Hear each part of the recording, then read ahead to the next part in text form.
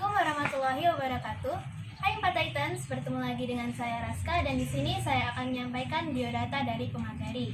Nama Nordiana SPD, tempat tanggal lahir Urung 28 Februari 1992.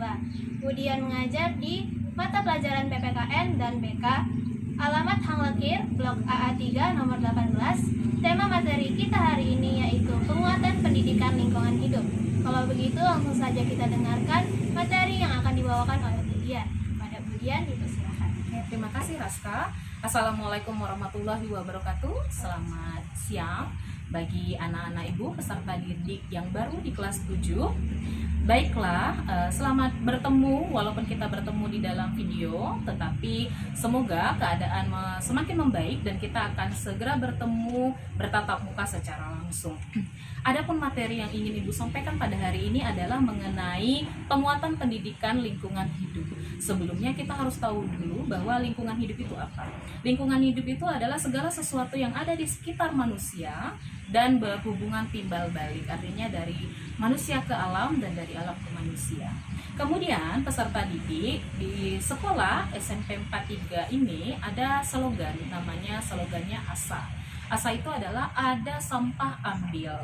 Kemudian slogan yang bagus tersebut pasti tentunya membutuhkan kerjasama di antara kepala sekolah, guru, kemudian dan peserta didik agar slogan ASA ada sampah ambil ini mampu terlaksanakan, mampu direalisasikan.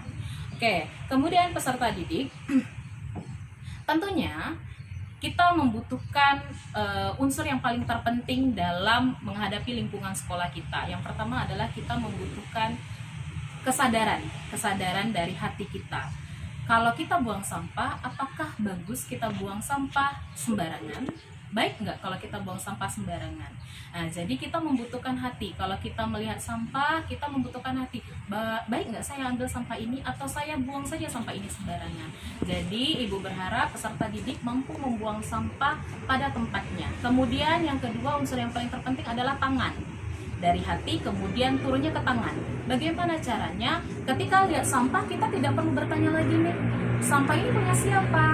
Tapi kalau kita lihat sampah di dalam kelas, kemudian kalau kita lihat sampah di koridor, kalau kita lihat sampah di lapangan, cara satu-satunya adalah kita langsung mengambil, ringankan tangan untuk mengambil sampah tersebut, kemudian membuangnya pada tempat yang sudah disediakan oleh pihak sekolah. Sekolah kita, kalau peserta didik sudah pernah datang ke sekolah kita, peserta didik akan lihat bahwa lingkungan kita sudah cukup asri, dengan banyaknya sekali penghijauan, karena di sekolah kita juga sering adanya kerjasama antara OSIS, kemudian Pramuka, dan PMR, dan juga seluruh warga sekolah. Bagaimana caranya? Dengan sistem penghijauan. Kita ada menanam bunga, kemudian kita ada membersihkan selokan, paling tidak kita mengerjakannya di 1 minggu sekali. Jadi di tahap 1 minggu sekali kita ada yang namanya penghijauan. Penghijauan ini fungsinya supaya kita tetap menjaga lingkungan kita agar tetap bersih dan sehat. Jadi kalau seandainya lingkungan kita bersih, kelas kita bersih, koridor kita bersih, kemudian lapangan kita bersih, otomatis peserta didik, guru juga akan nyaman berada di sekolah. Jadi kalau kita merasa kita harus menjaga sekolah kita pribadi masing-masing. Jadi jangan menunggu teman mengambil sampah atau menunggu guru mengambil sampah, tetapi dari kita. Bagaimana cara supaya lingkungan kita tidak ada sampah? Jangan membuang sampah sembarangan.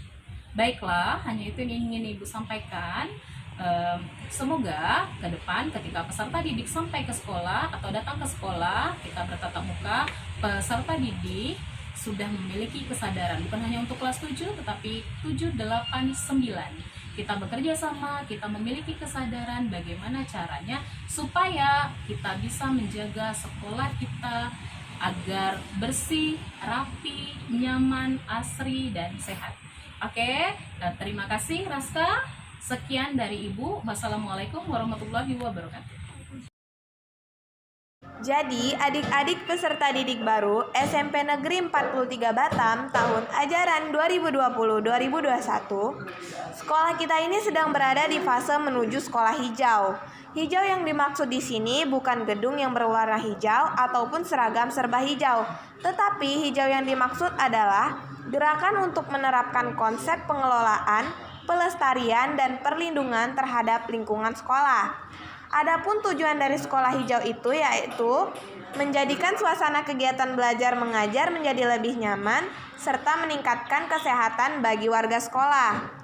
Untuk ciri-ciri sekolah hijau sendiri adalah sekolah yang kita tempati itu bersih, hijau, sehat, dan menyenangkan, juga memiliki peraturan kebijakan menyangkut masalah lingkungan seperti sampah.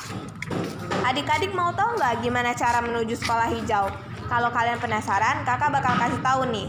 Yang pertama itu adalah perlunya perencanaan yang baik dan didukung oleh seluruh pihak sekolah yang bersangkutan.